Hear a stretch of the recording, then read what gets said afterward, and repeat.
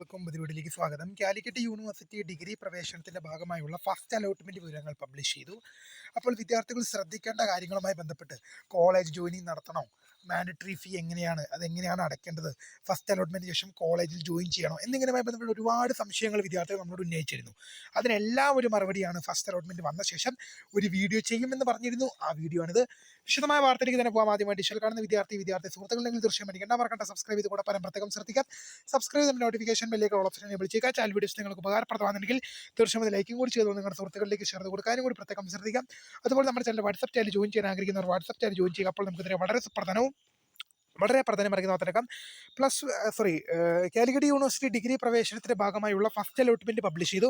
അപ്പോൾ അഡ്മിഷൻ സംബന്ധമായി വിദ്യാർത്ഥികൾ ശ്രദ്ധിക്കേണ്ട കുറച്ച് കാര്യങ്ങളെക്കുറിച്ചാണ് വീഡിയോയിൽ കൂടെ പറയാനുള്ളത്. നമുക്ക് നോക്കാം. Calicut university directorate of admission പത്രക്കുറിപ്പ്.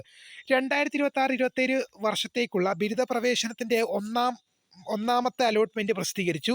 Allotment ലഭിച്ച വിദ്യാർത്ഥികൾ താഴെ പ്രതിപാദിച്ചിട്ടുള്ള മാൻഡറ്ററി ഫീസ് അടച്ച് അലോട്ട്മെന്റ് ഉറപ്പുവരുത്തേണ്ടതാണ്. അതായത് നിങ്ങൾക്ക് പ്രവേശനം ലഭിച്ചിട്ടുണ്ടെങ്കിൽ നിങ്ങൾക്ക് ആ പ്രവേശനം കൺഫേം ചെയ്യുന്നതിന് വേണ്ടി, അത് നിങ്ങൾക്കിപ്പം ഉദാഹരണം പറയുകയാണെങ്കിൽ ഏതെങ്കിലും ഒരു സീറ്റ് ലഭിച്ചു, ഒരു കുട്ടിക്ക് പരമാവധി 20 ഓപ്ഷൻസ് ആണ് കൊടുക്കാൻ സാധിക്കുക. നിങ്ങൾക്ക് ഏത് ഓപ്ഷൻ അലോട്ട്മെൻറ്റായി ലഭിച്ചാലും ഈ മാൻഡറ്ററി ഫീ നിങ്ങൾ നിർബന്ധമായിട്ടും അടയ്ക്കണം. നിങ്ങൾക്ക് ഇഷ്ടമുള്ള കോളേജായിരിക്കാം, ഇഷ്ടമുള്ള കോഴ്സായിരിക്കാം, ഇഷ്ടമില്ലാത്ത കോളേജായിരിക്കാം, ഇഷ്ടമില്ലാത്ത കോഴ്സായിരിക്കും, ഏതാണെങ്കിലും നിങ്ങൾക്ക് അലോട്ട്മെൻറ്റ് ലഭിച്ചിട്ടുണ്ടെങ്കിൽ ഈ മാൻഡറ്ററി ഫീ നിങ്ങൾ അടയ്ക്കണം.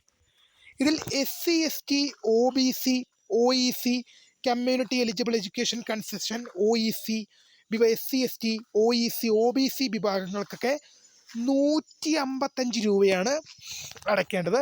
നിങ്ങളുടെ പ്രൊഫൈലിൽ ലോഗിൻ ചെയ്ത് പിന്നെ ഒരു കാര്യം ശ്രദ്ധിക്കേണ്ടത്, അലോട്ട്മെന്റ് ലഭിച്ചവർ മാത്രമേ ഈ തുക അടയ്ക്കേണ്ടതുള്ളൂ. ലഭിക്കാത്തവർ ഇപ്പോൾ ഒന്നും ചെയ്യേണ്ട. നെക്സ്റ്റ് അലോട്ട്മെന്റിന് വേണ്ടി, രണ്ടാം അലോട്ട്മെന്റിന് വേണ്ടി വെയിറ്റ് ചെയ്യുക. ജനറൽ വിഭാഗത്തിന് മറ്റ് വിഭാഗങ്ങൾക്കൊക്കെ 610 രൂപയാണ്. SC ST OEC OBC വിഭാഗങ്ങൾക്ക് 155 രൂപയും മറ്റുള്ളവർ ജനറൽ പോലുള്ള വിഭാഗങ്ങൾക്ക് 610 രൂപയുമാണ്. അലോട്ട്മെന്റ് ലഭിച്ചവർ മാത്രം ഈ ഫീസ് അടച്ചാൽ മതി. അല്ലാത്തുള്ളവർ ഇപ്പോൾ ഒന്നും ചെയ്യേണ്ട ആവശ്യമില്ല.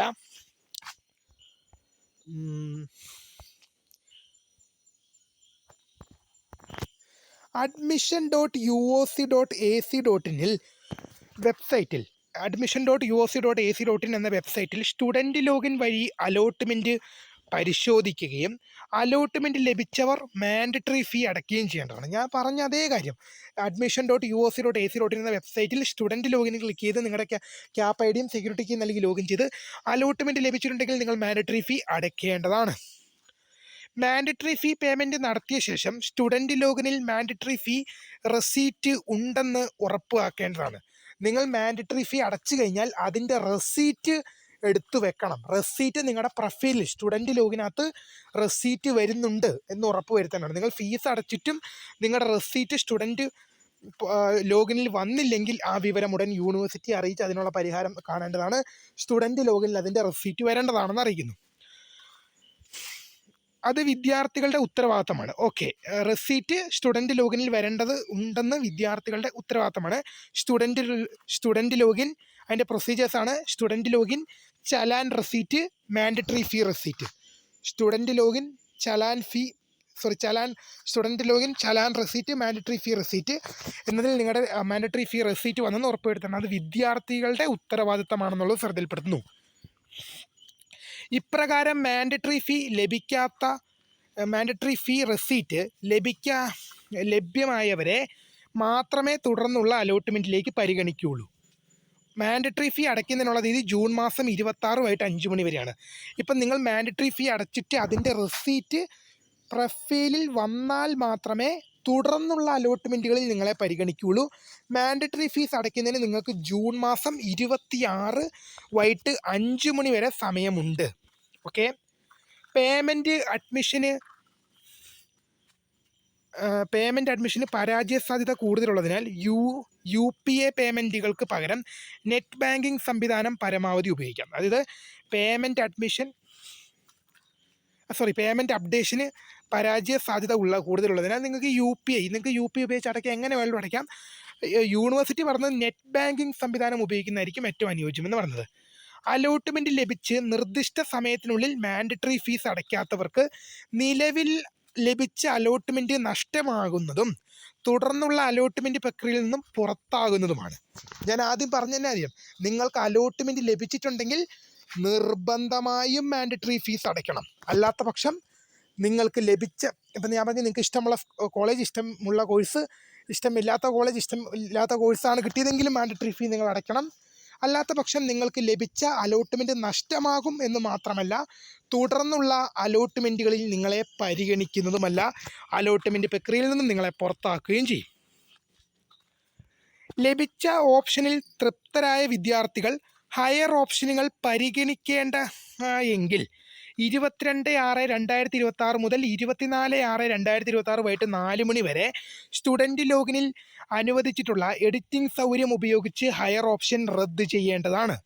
അതായത് ഇവിടെ പറഞ്ഞ ഇത്ര മാത്രമാണ്. നിങ്ങൾക്ക് ചിലപ്പോൾ ഇഷ്ടമുള്ള കോളേജായിരിക്കാം കിട്ടിയത്, ഇഷ്ടമുള്ള കോഴ്സായിരിക്കാം കിട്ടിയത്. ചിലപ്പോൾ ഉദാഹരണം പറയുകയാണെങ്കിൽ ഞാൻ ഒരു എക്സാമ്പിൾ വെച്ച് പറയാം. 5ാമത്തെ ഓപ്ഷൻ കിട്ടി, നിങ്ങൾക്ക് ഇഷ്ടപ്പെട്ട കോളേജ്, ഇഷ്ടപ്പെട്ട കോഴ്സ്. നിങ്ങൾക്ക് ഇനി വേണ്ട 4, 3, 2, 1 ഓപ്ഷനുകൾ ഇനി നിങ്ങൾക്ക് വേണ്ട എന്നുണ്ടെങ്കിൽ ഹയർ ഓപ്ഷനുകൾ നിർബന്ധമായും ക്യാൻസൽ ചെയ്യേണ്ടതാണ്. നിങ്ങൾക്ക് 5ാമത്തെ ഓപ്ഷൻ കിട്ടി, നിങ്ങൾക്കത് ഇഷ്ടപ്പെട്ട കോളേജാണ്, ഇഷ്ടപ്പെട്ട കോഴ്സാണെന്നുണ്ടെങ്കിൽ ഹയർ ഓപ്ഷനുകൾ നിർബന്ധമായും നിങ്ങൾ ക്യാൻസൽ ചെയ്യേണ്ടതാണ്. അല്ലാത്ത പക്ഷം നമുക്ക് വായിക്കാം. ഹയർ ഓപ്ഷനുകൾ നിലനിർത്തുന്ന പക്ഷം പ്രസ്തുത ഹയർ ഓപ്ഷനുകൾ ഏതെങ്കിലും ഒന്നിലേക്ക് തുടർന്ന്